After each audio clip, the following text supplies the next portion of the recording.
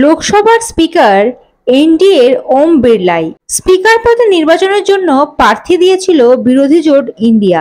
বুধবার ছিল সেই ভোটাভুটি। 11টা নাগাদ ভোটাভুটি শুরু হয়। ভোটে সংখ্যাগরিষ্ঠতায় জিতে যান গুজরাটের সাংসদ ওম। ধনী ভোটে লোকসভার স্পিকার হিসেবে নির্বাচিত হলেন এনডিএ প্রার্থী ওম বিড়লাই। এই নিয়ে দ্বিতীয়বার লোকসভার স্পিকার হলেন তিনি। তার বিরুদ্ধে স্পিকার পদে নির্বাচনের জন্য প্রার্থী দিয়েছিল বিরোধী জোট ইন্ডিয়া। বুধবার ছিল সেই ভোটাভুটি। 11টা নাগাদ সেই ভোটাভুটি শুরু হয়। ভোটে সংখ্যাগরিষ্ঠতায় জিতে যান রাজস্থানের সাংসদ ওম।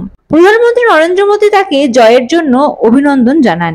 একই সঙ্গে ওমের হাসি মুখে সংসদ পরিচালনার প্রশংসাও করেন তিনি।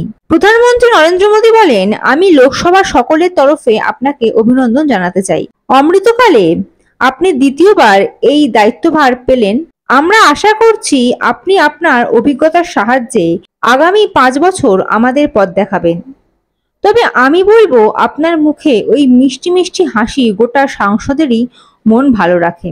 তবে একই সঙ্গে তিনি বলেন, স্পিকার পদ সংসদীয় গণতন্ত্রের এক অতি গুরুত্বপূর্ণ পদ।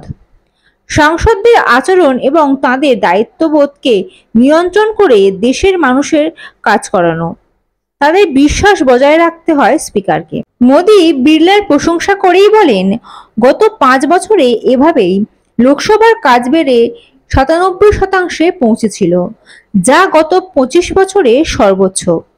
নবনির্বাচিত স্পিকার বিড়লার উদ্দেশ্যে প্রধানমন্ত্রী বলেন, আমি নিশ্চিত সপ্তদশ লোকসভার কাজে দেশ সন্তুষ্ট হয়েছিল।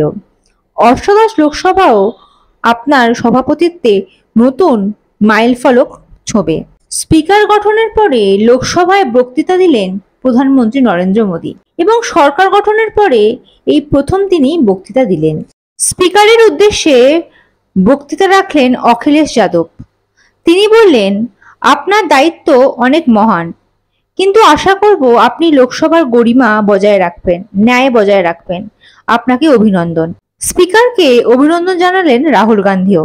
এনডিএ প্রার্থী ওম বিড়লা লোকসভার স্পিকার হিসেবে নির্বাচিত হওয়ার পরে তাকে স্বাগত জানালেন রাহুল গান্ধীও। Bureau report, ND Bangla news.